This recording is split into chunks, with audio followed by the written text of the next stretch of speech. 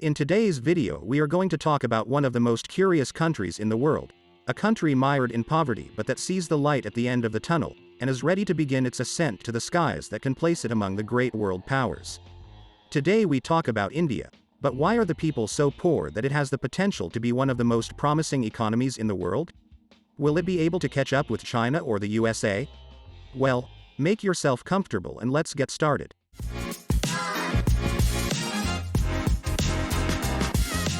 Hello and welcome to the Money Street. India, just 250 years ago, back in the 18th century, was a very rich region because it had privileged conditions. Its land was super fertile, there were many people, and above all they were in a perfect geographical point. Why? Well, basically because it was located in the middle of one of the best trade routes in the world, since all the merchant traffic that connected East Asia with the Middle East, Africa and Europe passed through it. The sad history of India begins at the beginning of the 19th century. At that time India was not the India we all know today, but a country with a lot of kingdoms. Kingdoms that were constantly fighting each other. In one of these kingdoms there was a rebellion, and the rebels had the great idea to ask for help to the British East India Company, which finally took over the whole area, monopolized trade and began to govern the area on behalf of the British Empire, establishing puppet governments. Thus, with the policy of silver or lead, the British were buying off the different local leaders.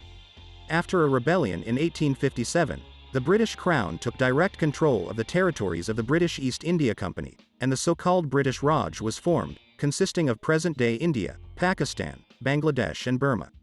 This status quo was maintained until the end of the Second World War, at which time the Indian people gained independence for the country. But before we go with this, let's see how India fared under British control. The British did not make great technological advances in India because they did not need them. When any task had to be done in India, they resorted to labor, since there was a huge population. Therefore the British did not invest anything in industrializing the area.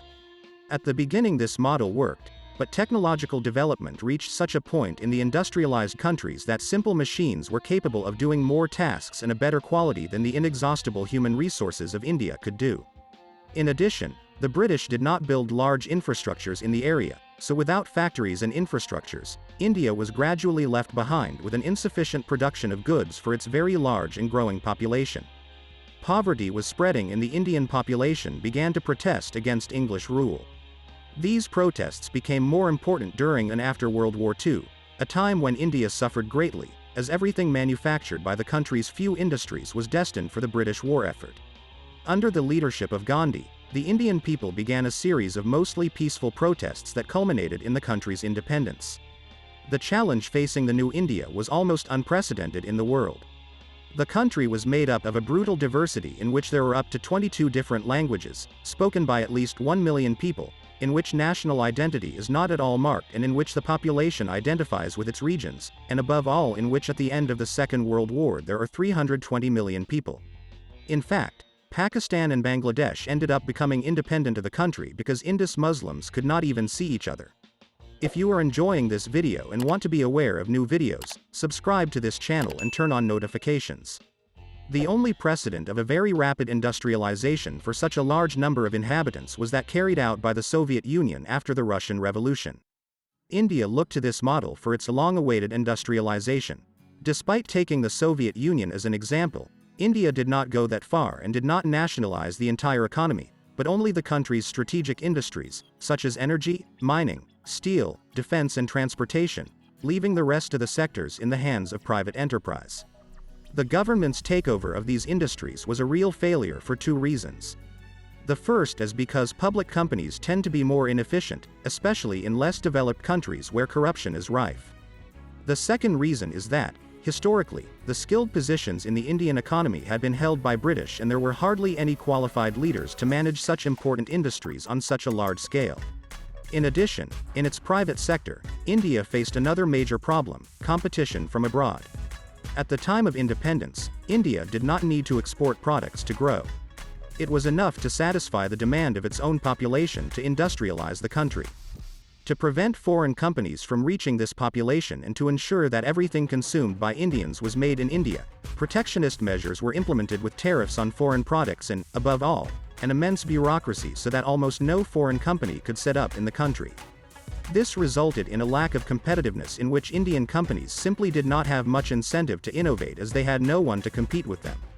Similarly, India received very little foreign investment. This led to a vicious circle in which public companies were not well managed and private companies had no incentive to innovate. As a result, the economy became increasingly inefficient. The state received less income from its businesses, and so the state intervened more and more in the economy, making it more and more inefficient. In the late 1960s, partly due to pressure from the US, India stopped intervening so much in its own economy and moved towards a more free market capitalism. In this way, some companies were privatized and bureaucracy was reduced, making it easier for foreign companies, especially American ones, to establish themselves in India. The move was win-win. Not only did the US move India away from the orbit of the Soviet Union, but it also got many US factories to build in India and start producing at ridiculous prices compared to US factories. The US's rapprochement with India also opened up a giant market for the Americans, and India has continued to grow demographically until it now has 1.38 billion people, practically overtaking China as the most populated country on the planet. India, for its part, benefited from this union in two ways.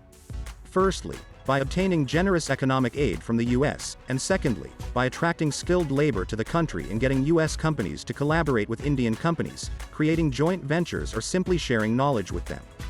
The government's strategy was initially successful and its economy began to grow.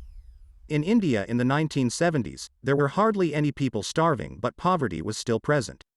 It was clear to the Indian government that the only way forward was to reduce protectionism and encourage internal competition, reducing the role of the state in the economy.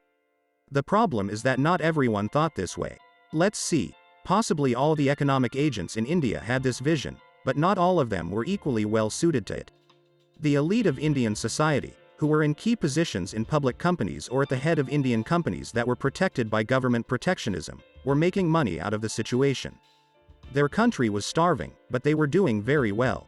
So this very wealthy Indian upper class has been constantly pressuring the government and putting sticks in the wheels of the country so that these changes would not take place. In fact, today, India has a long way to go. Today, the government continues with its reforms, but there are still internal customs between regions, a desperate bureaucracy, important tariffs on the entry of some foreign products, and above all a gigantic corruption. Fortunately for Indians, the government seems to be catching up in recent years, as in 2015 India was still ranked 142nd out of 190 economies where it is easiest to do business, according to the Doing Business ranking. But in just 5 years, India has moved from 142nd to 63rd according to the same 2020 ranking. In fact, the Indian economy is still growing at a robust 6% per year and has grown sevenfold since 2000. Almost reaching the size of its former metropolis, the United Kingdom. But this is not the only reason for optimism, as India has been making a big bet on its golden goose for decades, which despite what we may think is not agriculture, but its technology sector.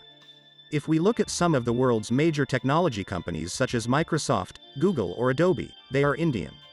Since the late 80s, under Prime Minister Rajiv Gandhi, India has been committed to training a large number of computer scientists and IT employees, founding a lot of universities and technology centers from which some of the most brilliant minds in the world have emerged. Taking advantage of the fact that the majority of its population speaks English, and thanks to immigrants who had been trained in the USA, India has become a veritable factory of engineers who provide very cheap labor to technology companies around the world for software development. The IT industry now accounts for 8% of India's GDP and revenues of $194 billion. Of this, $150 billion is directly exported services. The sector already employs 4.5 million people and is growing year after year. In fact, a great aspiration of young people from all over the country is to be able to study at a university and end up working in this sector. Combine this with the fact that India's literacy and completion rates are steadily increasing, and we have before us a country that can take the world's technological lead and grow to unimaginable heights in the 21st century. The question is, as the world's biggest technology dominator, will India be able to threaten the reign of China in the USA? When it soon becomes the most populous country in the world and develops a little more economy. Let us know in the comments what you think and if you think India will be in the top 3 ahead of USA and China. Thanks for watching The Money Street, and don't forget to click the subscribe button for more financial videos.